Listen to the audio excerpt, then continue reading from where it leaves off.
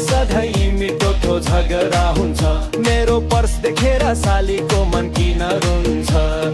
ओहो मेरो प्यारो साली क्या बात, घरमा तिमी हुनु नै मजाको सौगात। दिदीको छेउमा तिमी झिलिमिली बत्ती, तिमी नभए त लाग्छ यो घर नै बत्ती। दिदीको छेउमा तिमी झिलिमिली बत्ती, तिमी नभए त लाग्छ यो घर नै बत्ती।